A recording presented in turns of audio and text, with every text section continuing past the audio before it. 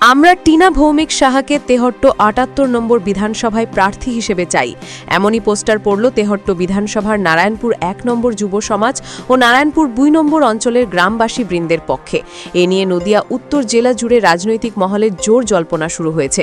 পোস্টারে লেখা হয়েছে, আমাদের ঘরের মেয়ে টিনা ভৌমিক সাহা আমাদের সুখ দুঃখে সব সময় পাশে থাকে। আমরা টিনা ভৌমিক সাহাকে তেহট্ট ৭৮ নম্বর বিধানসভায় প্রার্থী হিসেবে চাই।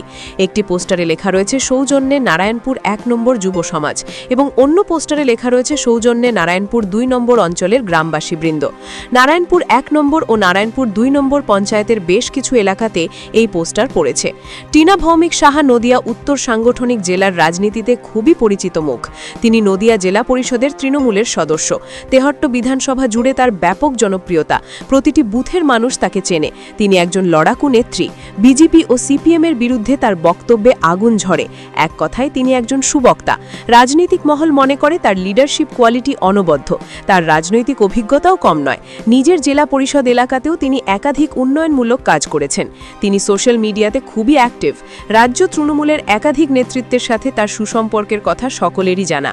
তবে মহুয়া মৈত্রের সাথে তার তিক্ত সম্পর্কের কথা কারও অজানা নয়। এখন প্রশ্ন হল, টিনা ভৌমিক সাহা কি তেহট্ট বিধানসভার তৃণমূলের সম্ভাব্য প্রার্থী? টিনাকে প্রার্থী করা হলে মহুয়া কি মেনে নেবেন? এ নিয়ে কিন্তু রাজনৈতিক মহলে জোর চর্চা শুরু হয়েছে।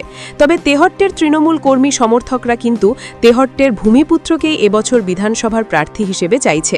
বাইরের কাউকে প্রার্থী করলে হেরে যাওয়ার সম্ভাবনা প্রবল। এমনিটাই সিট ধরে রাখা তৃণমূলের পক্ষে খুবই চাপের। বিধায়ক তাপস সাহার মৃত্যুর পর এই কেন্দ্রে বিজেপির পাল্লা অনেকটাই ভারী হয়েছে মনে করছে ওয়াকিবহল। তাই এই আসন ধরে রাখতে গেলে কোনো ভূমিপুত্রকেই হয়তো প্রার্থী করতে চাইবে তৃণমূল। সেক্ষেত্রে হয়তো প্রথম পছন্দ হতে পারে টিনা ভৌমিক সাহা, এমনই মনে করছে রাজনৈতিক মহল। তবে টিনা ভৌমিক সাহাকেই তৃণমূল সুপ্রিমো মমতা বন্দ্যোপাধ্যায় প্রার্থী করবে কিনা সেটাই এখন দেখার। নদিয়া থেকে স্টিং নিউজের রিপোর্ট।